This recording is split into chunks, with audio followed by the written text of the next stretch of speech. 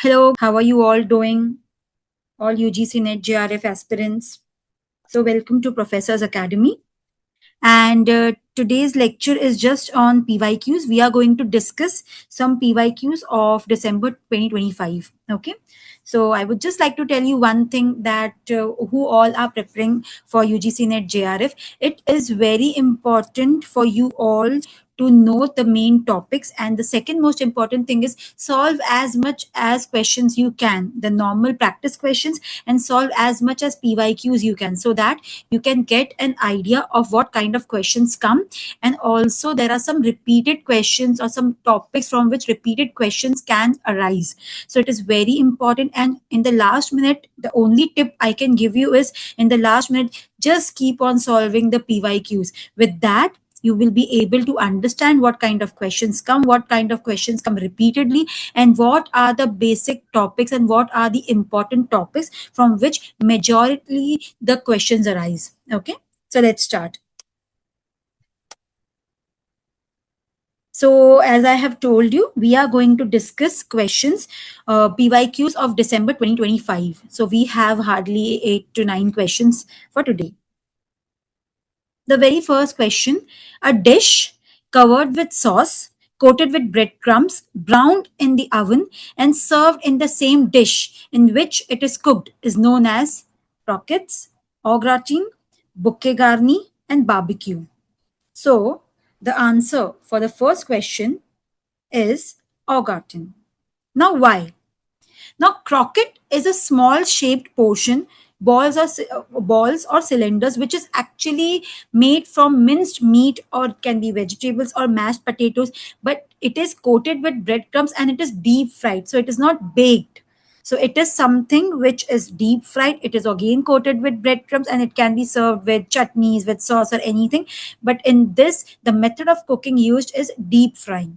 Then our answer is au gratin. It is a dish which is prepared with sauce.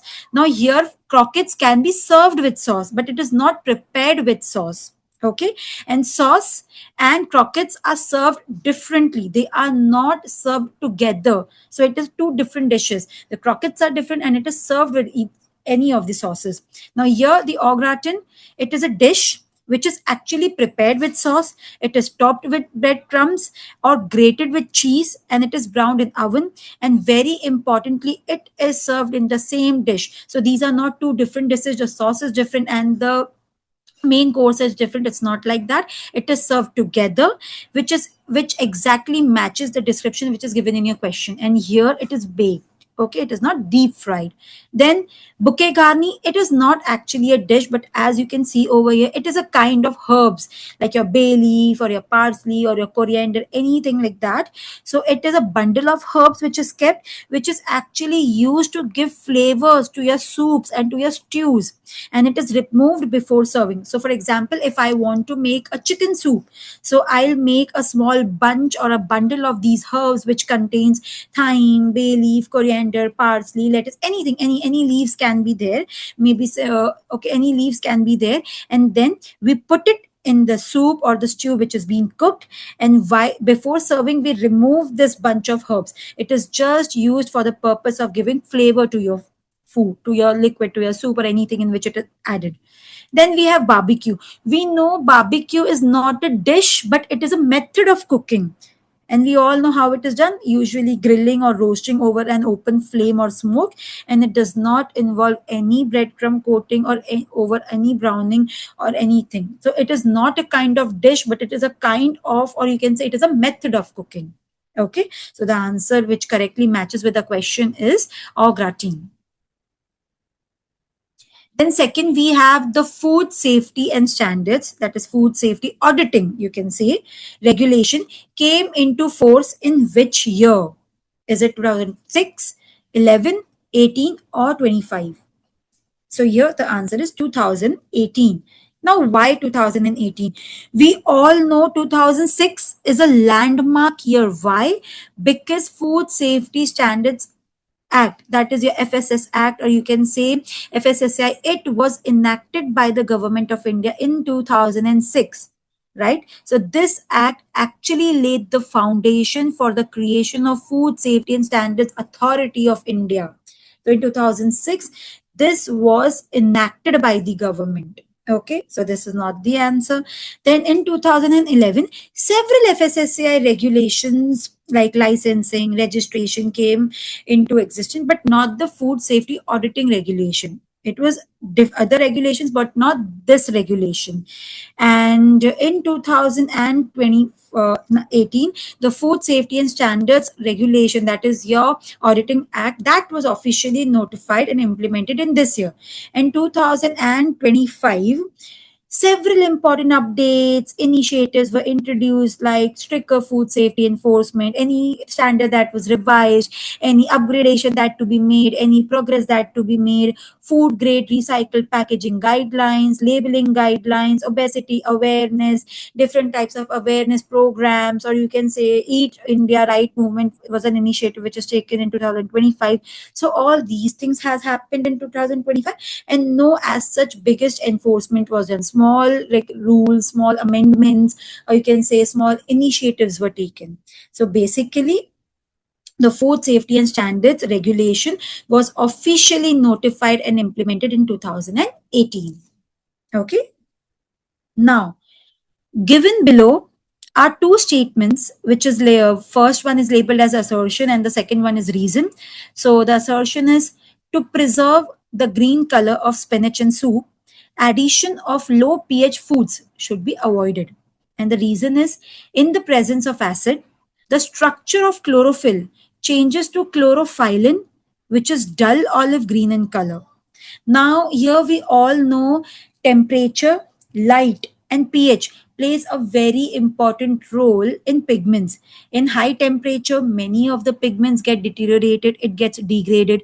Maybe in very high pH, it can be either highly acidic or it can be or highly alkaline. Even at that time, the what you can say, these pigments are highly pH sensitive also, so maybe their structures can break and it might convert from one color to another color, so transformation can be seen. If I give you an example of pigment, anthocyanin, anthocyanins give different colors at different pH. So maybe in acidic it can give you red color, blue color, and when it comes to alkaline it gives you more darker shades of green color. So same happens with chlorophyll also. So here it is given, to preserve the green color of spinach in soup, addition of low pH food should be avoided. Right?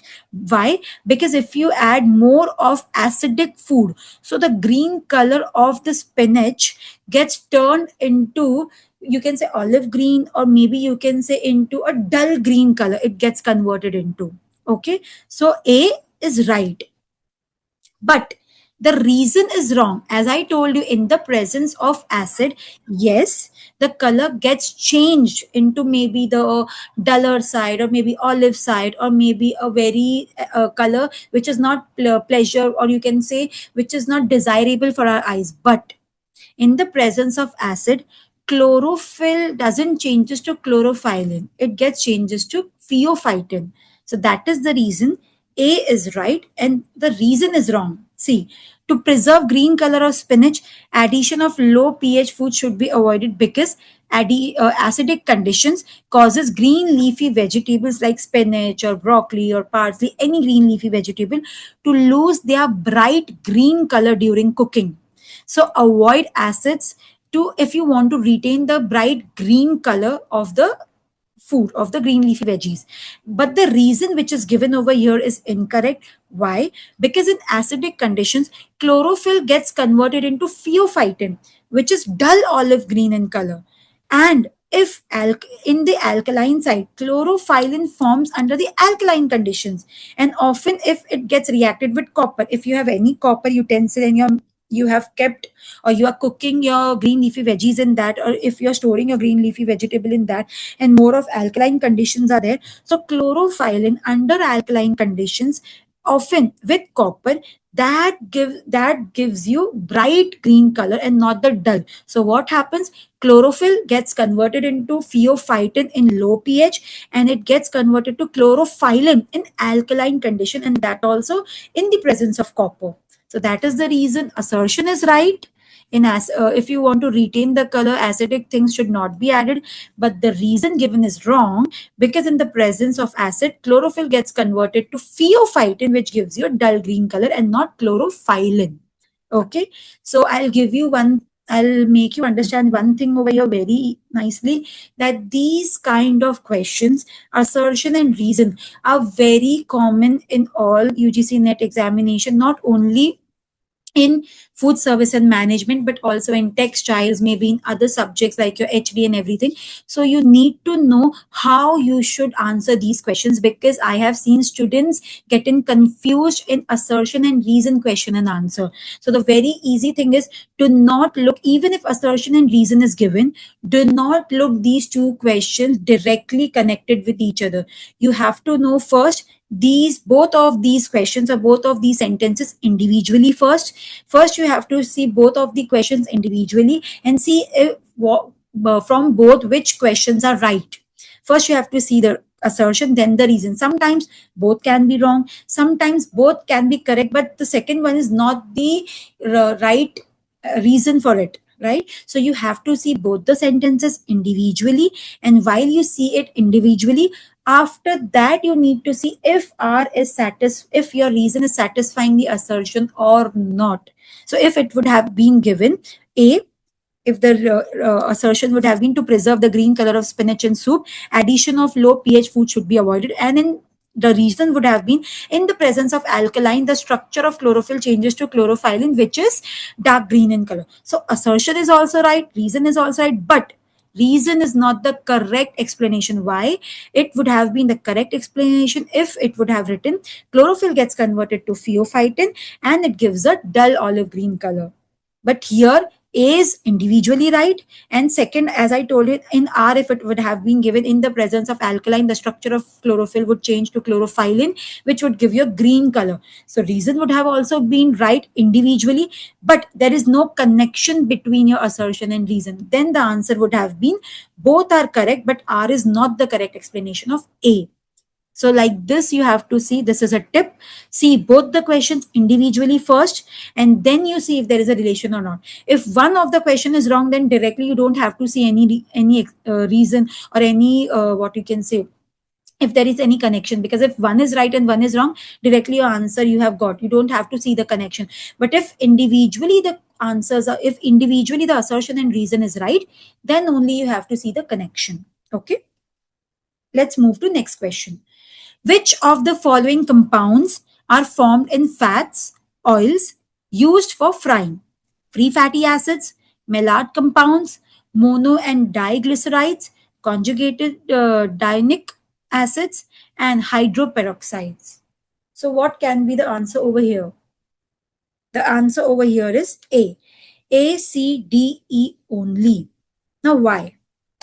So, when fats and oils are used for frying, they undergo thermal oxidation. That means, with the help of temperature, oxidation happens. That means they are getting exposed to oxygen. So, oxygen molecules are getting involved with your oil.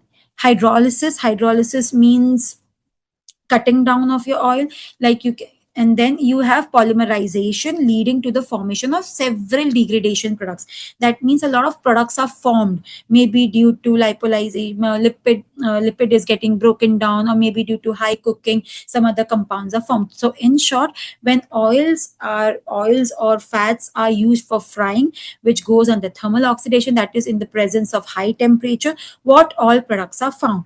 A, free fatty acids, yes, it is formed due to hydrolysis of triglycerides, that is breakdown of triglycerides at very high frying temperature, especially in the presence of moisture from the food, because oxygen is there in moisture. So if moisture of the food, it leads to hydrolysis of triglycerides. And whenever there is hydrolysis, that is breakdown of triglycerides, always the compound, or you can say the product that we get, is always free fatty acids, because fatty acids gets free if triglycerides are hydrolyzed.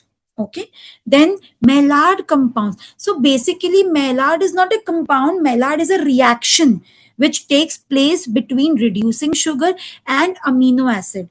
So when reducing sugar and amino acid, they come in contact in dry heat. Dry heat means, dry cooking method means in the presence of oil, or in the presence of oil or fat when food is cooked, Maillard reaction takes place. So while frying, food can generate Maillard products. Like products can become that browning can happen, but Maillard compound, there is no compounds as such called as Maillard compounds. So Maillard is a reaction which takes place when your things are deep fried. If it would have been here that Maillard reaction happens, then that is a different thing, but there is no as such Maillard compound that is formed. Okay. Then we have mono and diglycerides. Of course, it is produced due to partial breakdown of triglyceride. If you prolong do heating of the fats and oil, and that, so partial hydrolysis of triglycerides happens, so we get mono and diglycerides.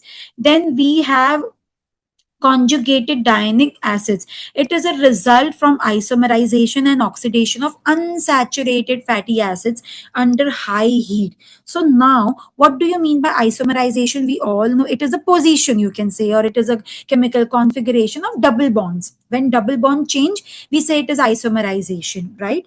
So what happens over here? Non-conjugated double bonds, they rearrange and they become conjugated one. Okay. And we all know what is oxidation. You can say addition of oxygen, or reaction that is happening in the presence of oxygen, or oxygen when it gets react with double bonds. Any reaction in which oxygen takes place or oxygen is added, it is known as oxidation. And we all know what is reduction. When oxygen is removed or hydrogen ions are added, that is known as reduction.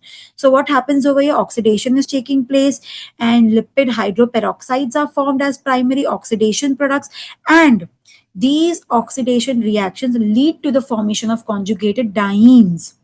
And last thing, a conjugated diene contains two double bonds which is actually separated by a single bond. So C, double bond C, single bond C, then double bond C. So conjugated diene is something when two double bonds are separated by one single bond. So this is also formed when fats are fried. Then hydroperoxides. These are the primary oxidation products which are formed when oil reacts with oxygen during frying. So what happened? A, C, D, E is the answer, and B, Maillard is a reaction, and no as such Maillard compound is something that is formed. Okay. Now, gustation is a sense of smell, taste, flavor, and mouth feel. Now, what do you understand by gustation? We all know whenever a food is cooked, we see its appearance, we see its flavor, we see its aroma, we feel how it is happening. See, taste is something sweet, sour, you can say, but mouth feel is something how you are feeling that food in your mouth. It how its texture is. There is a difference between taste and mouth feel. Taste means if it is sour, if it is bitter, if it is sweet, if it is salty. That is the taste of the food. But when you say mouthfeel of the food, that means how you feel when that food is inside your mouth, when that food is touching your tongue. So that means if it is grainy, if it is soft, or you can say if it is hard, if it is tender, how it is. So gustation is related to taste. Smell is something which is like you can just smell it. That's it. There is no mouth feel, there is no taste, nothing. You can just smell, you can take the aroma, you can feel it by your nose, by the sense of your nose. That's it. Gustation, it refers to the sense of taste, which is one of the five traditional senses. This sense involves the detection of taste stimuli such as sweet, salty, as I have told you, specialized receptors on the taste buds. Then we have flavor. It is a combination of taste and smell. So flavor is not something only related to taste, but it is a combination of taste and smell, and not only taste. That is gustation. Mouth feel, as I have told you, the physical sensation, how you feel in the mouth, like texture, temperature. It is hot, it is cold, it is grainy, it is soft, it is hard, it is tender. So it is not related to taste, but it is related to how you feel the food inside the mouth by its physical sensation.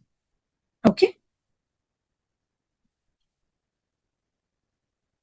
Now we have matched the following: emulsification, foam formation, retrogradation, and crystallization. Now, what is over here?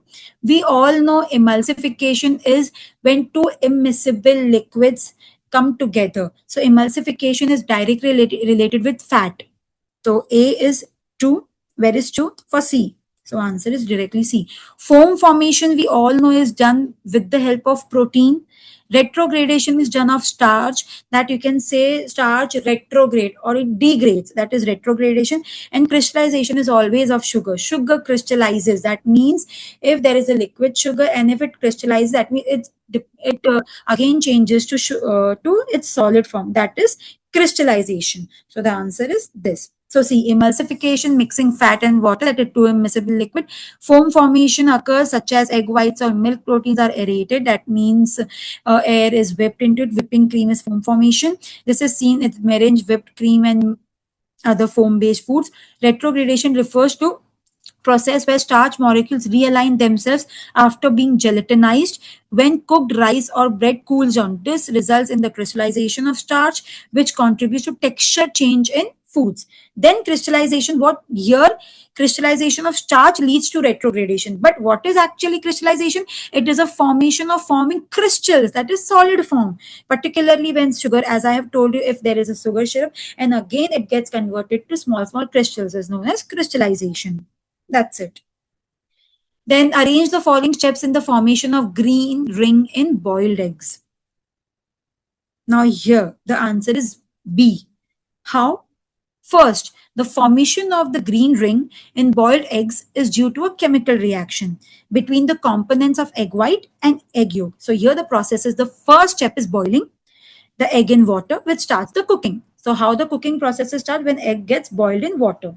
Then second is, when egg is boiled, the sulfur compounds present in your egg whites are released as hydrogen sulfide gas.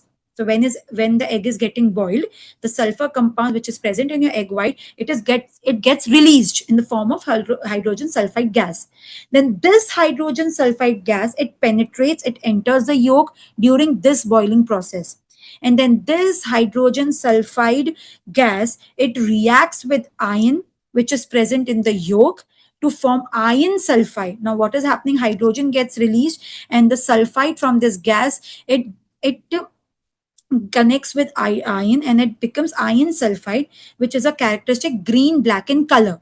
So then this greenish black color is formed of iron sulfide, which appears as a ring on the yolk. That's it. So this is known as the green color on the yolk. That is because of iron sulfide. Now this greenish black color, or you can say the iron ring which is formed in the egg, that is actually undesirable. That is not desirable.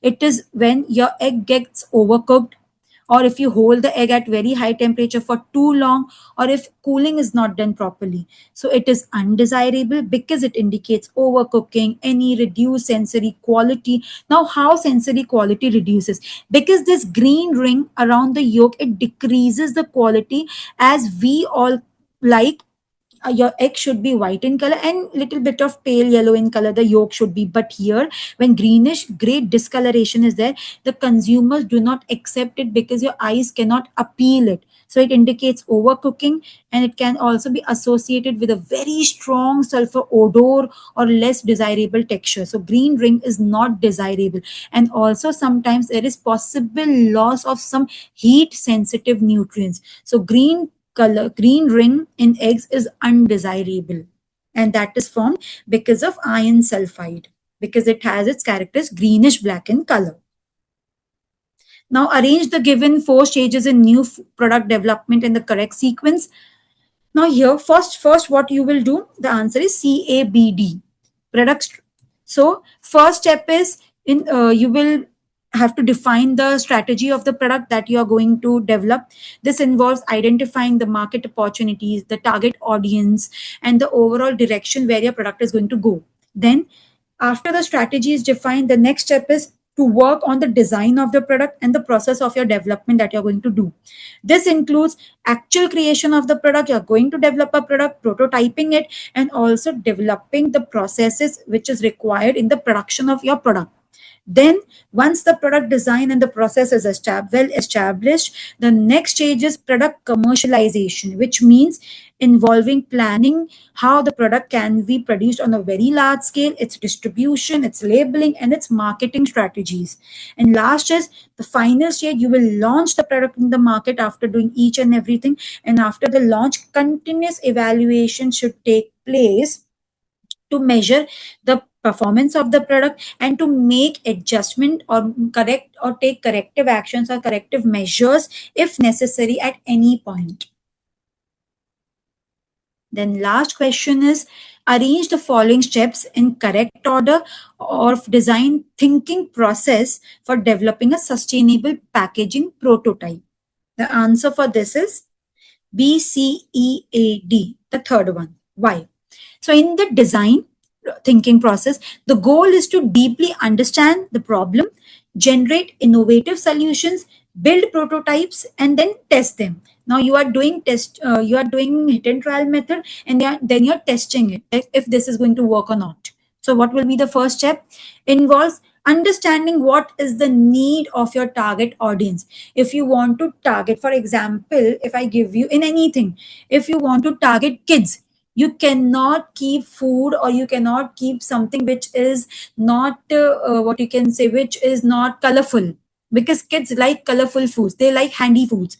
And if your target audience is old age people, so you cannot keep a food which is the trendy one, pizzas and everything. So if it is an old age person, you have to keep something Indian food, something traditional. And if your target audience is someone youth or some adolescent, then you have to keep some trendy foods in your establishment, that is pizzas, burgers, fries, and Frankie's rolls and wraps, right? Same happens with any of your product if you're keeping it in the market. So here, what is there? You have to understand what is the need of your target audience that you are targeting through interviews, through research, through reading, through market surveys. You gather insights about consumer preferences, behaviors, and sustainability concerns. What they want green label, they like edible packaging, they like active packaging. What is the need of the market that you need to see? First thing is that.